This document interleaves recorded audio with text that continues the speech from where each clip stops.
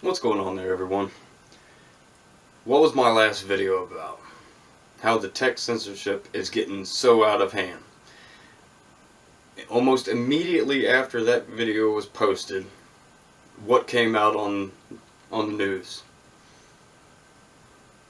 Farrakhan, Paul Joseph Watson, Laura Loomer, Milo Yiannopoulos have been pretty much stripped of all their platforms. Now, most of these people I know of pretty well. Not great, not all of them great. I don't know Laura Loomer so much. I know of some of her antics, and yes, I think they're great. I think it's funny what she tries to prove, and I love the way she goes about trying to prove it. She just straight gets up in the faces of everybody and brings it home pretty much. That's awesome.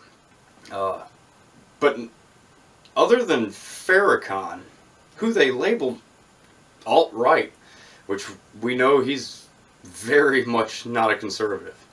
Very much not a conservative. He hates conservatives. He pretty much hates everybody, it seems. But he should be allowed to voice those opinions. Everyone should be allowed to voice any opinion. When you start restricting people like this, the way they're going about it, this is how you end up getting people somewhat, I don't want to say radicalized, but you're swinging them in that direction. They're seeing people that they like disappear. So now you're putting these people in a different type of bubble. Instead of just being able to communicate with everybody openly, now you're pushing them into their own little bubble. That's when stuff can start to actually become an issue, because they don't have so much conflict. If say Farrakhan posted something, or say any one of them, it doesn't have to be Farrakhan, he's just the one I like the least, but so say one of these people say something that generally would be deemed unacceptable. Okay, well, nowadays that term, I mean, that's hard to figure out too, because it seems everything is unacceptable. But I digress. Say one of them, or someone said something horrific or obscene. It's better for everyone to see that and make your judgments on those people or whatnot, and be able to actually talk to those people. Now, people who are opposed to these people aren't going to be able to voice their opinions to these people. You know? They've pretty much effectively shut down conversation when it comes to these people. And it's going to be more and more and more. I had one of my gay conservative friends from the UK just got his Facebook account deleted because he mentioned Tommy Robinson. He mentioned him in a post. Whole page deleted. I know the UK is far worse off when it comes to freedom of speech. They don't have it. I get that. But this is the direction we're going now. This is where America's heading. Like I said, I don't like Farrakhan. I don't like Snoop Dogg, who has come out on behalf of Farrakhan. But I respect Snoop Dogg. What he's doing now, he's so big, like they say, almost too big to fail. If they were to block Snoop Dogg, he's got 30 million followers. If they were to block him, good gravy. You would start to see a lot more, because they won't block him. I don't think they will. They'll probably do, if anything, like a temporary suspension to see if he'll get in line. Who knows? And who knows what he would do? He probably wouldn't. I would hope he wouldn't. Like I said, I don't much care for Snoop Dogg all that much. I like his old music. His very old music. Him and Dr. Dre, The Chronicles, was one of the coolest damn rap albums ever made. If you're into that type of thing. But this is where we're at, people. This is where we're at. We are at the point where the left-wing media is becoming such a powerful force when it comes to censoring things that don't fit their narrative, or anything from a conservative angle is considered alt-right to them, or far-right, which is not the case. It's just not the case. There's not that many far-right and alt-right people. There's just not that many of them. I don't get it. But this is what they do. They're just trying to demonize one side. Demonize them, try to silence the opposition. This is an authoritarian typical move.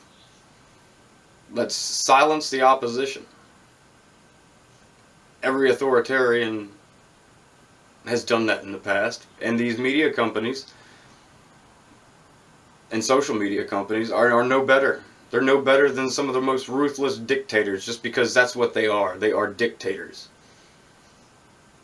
They don't care about speech. They don't care about anything but social justice warrior movements. That's all they're about.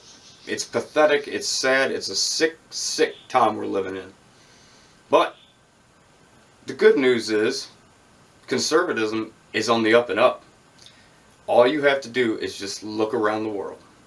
Europe is becoming overwhelmingly conservative. They're getting their act together because they did what our globalist Democrats want to do here, right now. They allowed mass immigration. And, you know, when you have mass immigration, those people that immigrate don't tend to assimilate. Because why would they? They've come with hundreds of thousands, in Europe's case, millions, of their own people from their country. Why would they assimilate in the new country they went to? They're just going to collectivize into one area, or a bunch of different areas, you know, in groups. Tribalism. That's all it is. It's tribalism. And now look what Europe's doing. They've realized, okay, these globalists have destroyed everything. We gotta fix it. And guess what the people are doing? They're voting in conservatives. They're voting in people very similar to our president, Donald Trump. It's kind of odd how that works. Everyone hates him, but the rest of the world, for the most part, is really kind of seeming to admire him. But don't listen to your legacy and mainstream medias, because you wouldn't know that at all. Because they won't tell you that. You actually have to go look out for yourself and go research stuff on your own to find anything positive, generally, about Trump. But I'm going off on crazy tangents. Like I said, I don't know what we're going to be able to do about this. There's good arguments on both sides of the situation. It's wild. The Democrats, from what I remember, used to be a freedom party. They used to really be a freedom party, like freedom of speech, freedom of expression, all that. Now they are exactly the anti-freedom party. You can't express yourself freely without being called something. Unless you are some type of SJW leftist weirdo. Those are the only people who are allowed to say whatever they want to say. They can get away with murder.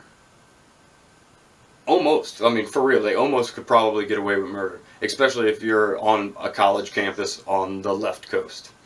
If a group of leftists did something crazy, they already have a hard enough time convicting people and actually getting them any time over there. When people are hitting each other, or hitting people with deadly weapons. And they generally get probation or something. Try that over here on the East Coast. It won't work out. Our cops don't play those games. Nor should they.